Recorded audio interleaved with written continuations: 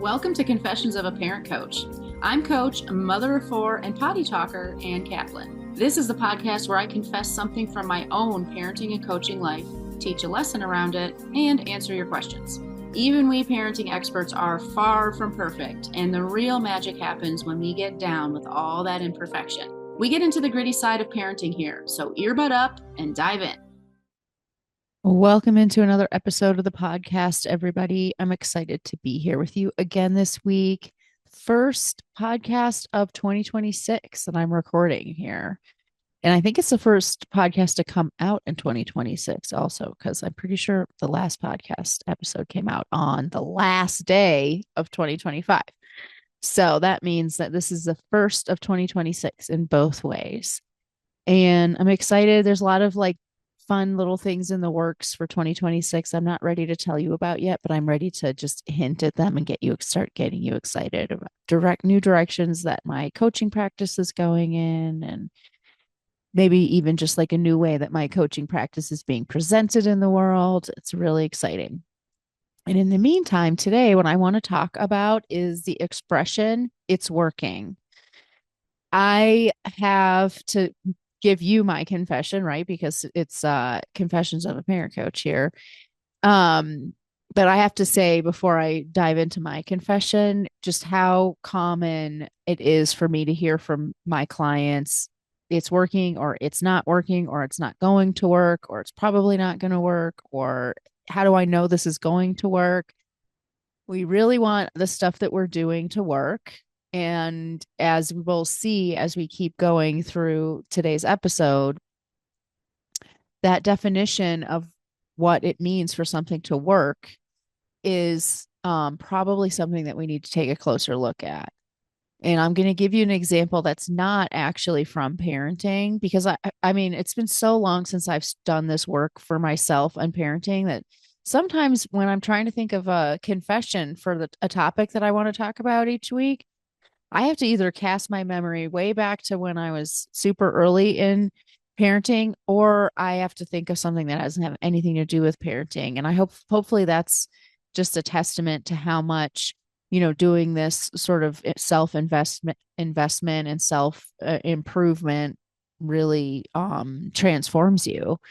If I have to sit here and try to think of an example of a parenting topic and I can't, you know, that's probably a good sign that I've done a lot of healing around that topic. So this it's working thing, um I don't struggle with that very much in my parenting anymore. Where I'm trying to get my kids to do something, whatever I'm doing, it's not working because they're not doing the thing I want them to do. That's not really a dynamic that I find myself in very often anymore, but it's a dynamic I find myself in all the time with my business. This idea, like I literally just wrote a message to my assistant saying, here's all the things, all the marketing strategies that I used in 2025, but I don't know if I really want to explore those for 2026 because they're not working. They're not working. It's not working. And what do I mean when I say that about my business? Well, it means I'm doing XYZ marketing effort. Like maybe I'm doing this podcast or I'm writing a blog or something like that. And it didn't get me a client. So it must not be working.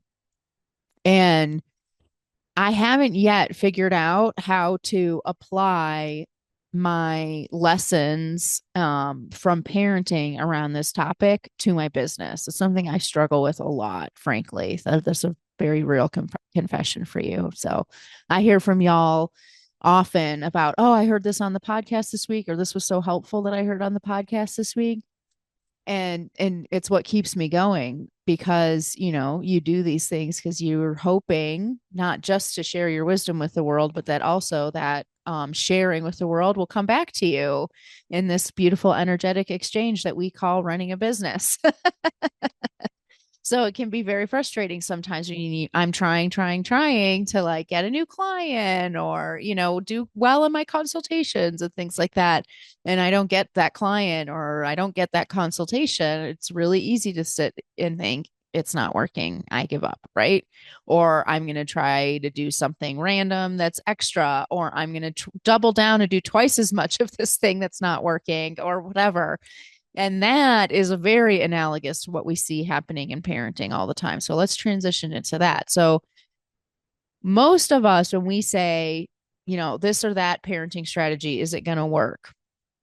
Or it's not working, or it is working. What we mean by that is I did this thing and it created this behavior in my child, or it stopped this behavior in my child that I didn't like. I started using this, boundaries with choice technique, for example, and all of a sudden I had stopped having tantrums with my toddler about, what color cup we have at lunchtime.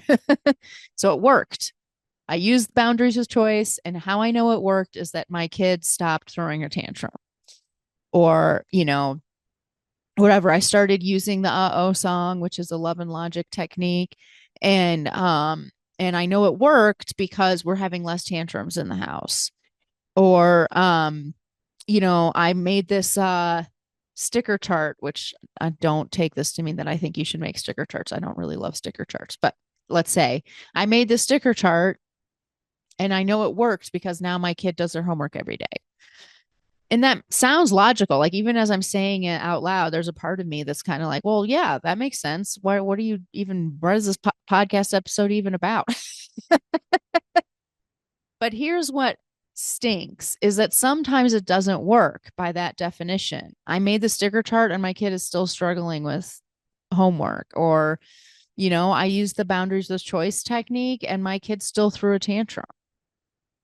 And these are the times where we have to sit back and say, okay, what does it's working really even mean?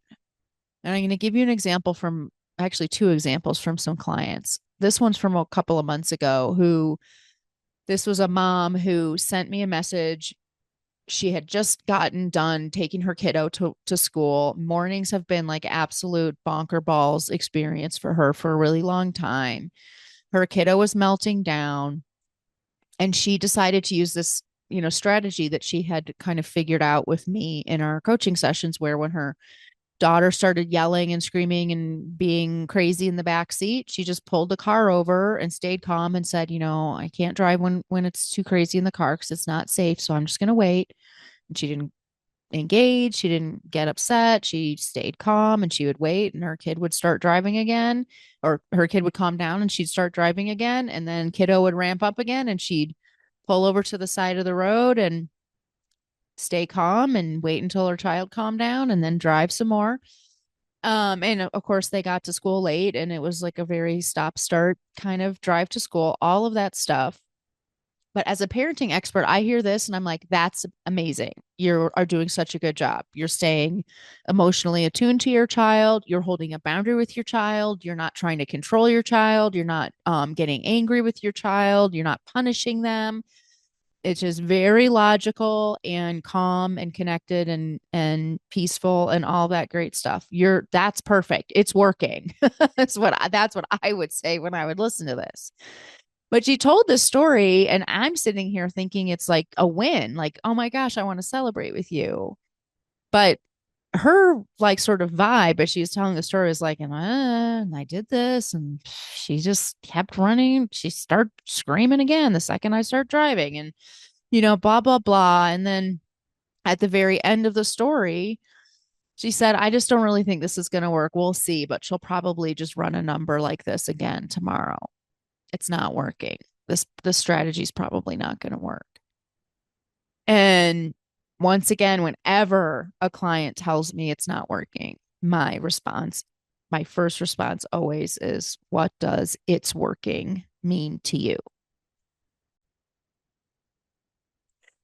Well, if we look at this mom's story, it's pretty obvious what it's working means to her. What it means is that her kid will not throw tantrums in the car on the way to work or on the way to school in the morning, which is a perfectly reasonable thing that we want as parents. Like, no one wants to be driving like Satan's clown car to school.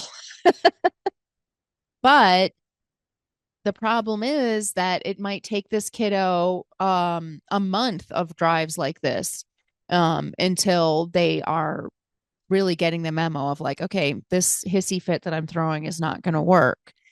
Um, or this kiddo might need something more, maybe, but we really don't know that until we've been really consistent and truly, delivering true authoritative parenting for a pretty decent amount of time to this kiddo. But we can't know that either way. We can't know if this kiddo needs more and we can't know how much time this kiddo needs if we are pivoting the second we see, oh, it's quote unquote not working. Um, so, that's the tricky thing about using our kids' behavior as the barometer to know whether our parenting is quote unquote working. Um, this mom, she did an amazing, excellent job with her kid. It truly was authoritative parenting, the gold standard of parenting. But if the only way that she can stick with that is if her kiddo's tantrums stop like day two, she's going to have a really hard time sticking with that. Whereas if her definition of it's working means I am delivering the best kind of parenting that exists on the planet to my child, now she can lock in and just say, this is who I am as a parent, no matter what, no matter whether my kid's behavior changes or it doesn't change. It doesn't change the fact that authoritative parenting is the best thing I can possibly give them. And so, we can change our definition of it's working and see huge results because we've changed the definition. Because that's like the crazy cosmic joke of parenting is that the more we have an agenda, the less our parenting actually quote unquote works by that old definition. You know, the more that we have this like dog in that race. Like you have to stop throwing these tantrums in the morning. Well, how is that mom going to stay neutral, which is the magical, like sprinkling secret ingredient of effective parenting is neutrality? How's that mom going to stay neutral when she's frankly not neutral? She does think that you not throwing a tantrum is success and you throwing a tantrum is not success, it's failure. If that's how I'm thinking about this, if that's how I know if I'm doing a good job as a mom, if that's how I know that I'm a good parent is because my kids behave the way that I want them to, I'm kind of screwed before I've even tried. And I mean, forget it about like sticking with something for a long time and being consistent, all that stuff that we talk about, because we're just looking for that instant gratification, that instant reassurance that we're doing the right thing.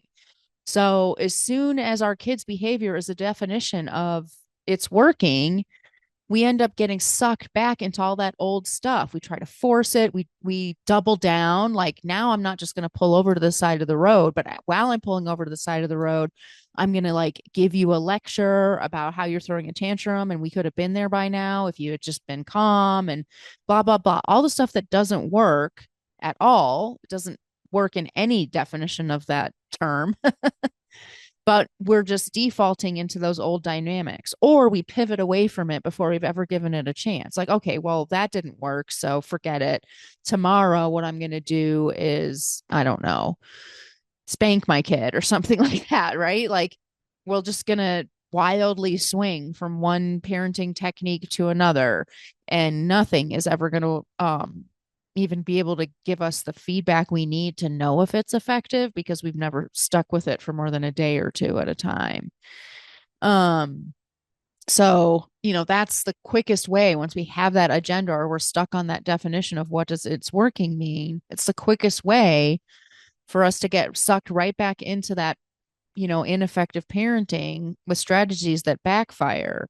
So, the definition of this is working cannot be the kids does what I want them to do because otherwise we're just setting ourselves up to fail. So when I work with clients and what I've, done for myself and why it was so hard for me to think of a confession today is really switch that definition to be relationship based. So if you've ever done a consultation with me, you'll hear me at least once in that consultation talk about relationship based parenting.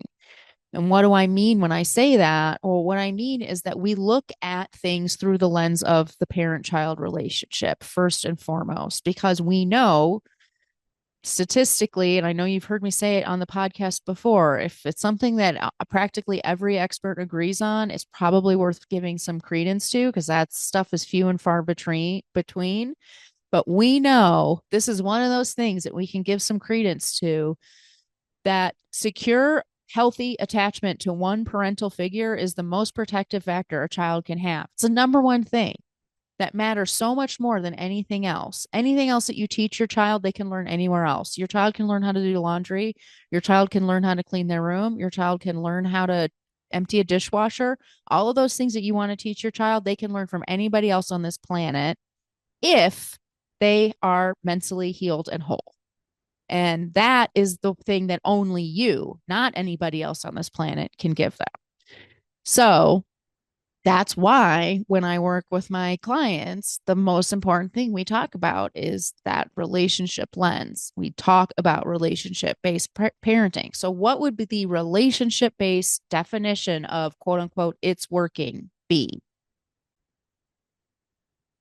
Well, for a lot of people, we wind up coming up with something that sounds a little bit like it's working, has nothing to do with our kids' behavior, and it has everything to do with how we're showing up in our relationship with them. So let's unpack that even further because it's super easy to talk about generalities like, oh, how you're showing up in your relationship. But what does that actually mean when we look at our everyday nitty gritty way of being with our kids? And that can be kind of intense, frankly. Your kid's throwing a tantrum that is like ongoing for the entire drive to school. That's an intense situation to be in. And how do you have a relationship based definition of it's working in that situation? What if, like, what on earth can you do in that situation that's solely about how you're showing up in your relationship with them? And I would say for me, what that means in terms of it's working is that I'm committed to behaving how I think my kids deserve from me, even if it doesn't change their behavior. And when I'm doing that, my parenting is working because my child has the parent they deserve and require. That's it. Does your child have the parent they deserve and require? If the answer to that question is yes, it's working, my friends. And if the answer to that question is no, that's a thing that you can actually do something about. Unlike controlling a child or making them stop throwing a tantrum, you can actually do something about who you are and how you're showing up so that your child has the parent they deserve and require. That's it. Super simple, super challenging at the same time. Simple doesn't mean easy. That was a big coaching like buzzword thing that I learned early on in my career as a coach. Simple does not mean easy, but it is simple. And if you can get back to that simple thing, you can do the hard things, even if they're simple. They might be simple, they're hard, but you can do them because you've gotten down to that little crux, that little nut of the most important and maybe only important thing. And that's kind of my job. That's what I do with my clients. I help them figure out what is that crux, what is that little nut, that simple but hard thing that everything else doesn't really matter. And now we can do it. And you can do it not by yourself. We get to do it together. So that makes it a little less hard. You get to have somebody walking alongside of you while you figure that out and have someone to come back to as you troubleshoot and try new things and then realize like, oh, actually, here's a new thing that came up for me that makes that hard. Okay, let's figure that out. That is the job of a coach, especially the job of me as a parent coach, to help you boil everything down to that one little epicenter to put your focus on, shifting your focus away from how do I make my kids' behavior what I want it to be, shifting that definition of what it's working means. What is your definition of success? It can't be somebody else's behavior. And now I can shift my definition of success to me, myself, the thing that I actually have any business paying attention to and any hope of making a difference in. I can be successful every single day as a parent while my child is making wildly terrible decisions. And that will happen. I'm speaking to you as a mother of three teenagers. Actually, I can't even say that right now because my eldest just turned 21 years old. So he's not a teenager anymore, but he still is an adolescent. So I can say that I'm a mother of four adolescents, one of whom is 12 and one of whom is 21. So they're not teenagers. Yeah. And it's really, really important. I can tell you it's become more and more important as my children have gotten older that I can keep that North Star in sight of who I want to be in my relationships with them while they make messes of their lives and learn from those messes and course correct and all of that stuff, which is exactly what they're supposed to be doing right now. And I would only be getting in the way of them doing if I weren't able to keep that North Star in sight. So I hope that's helpful for you. And if it feels like something that you want some support around, I really encourage you to set up that discovery call with me that you hear me talk about every week. It's a chance for us to sit down and do a really in-depth consultation. I just had somebody set one up last week and then realized right away that, oh, holy cow, this is an hour and 15 minutes long. And she thought it was only going to be 15 minutes long. And I'm like, nope, I really take my time to get to know you. I want to hear and learn all about what's going on in your family, what's going on with you personally, what has made this hard so far, what success looks like if you decide to work with a coach. And then I flip it all around and give you my feedback and tell you everything that I'm observing. And we talk about how to get traction on that and make some change.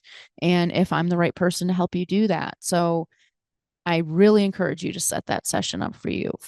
It's very, very challenging in these days to find somebody who's going to sit down with you for free for an hour and 15 minutes and give you true, valuable feedback and direction, whether or not you decide to work with me.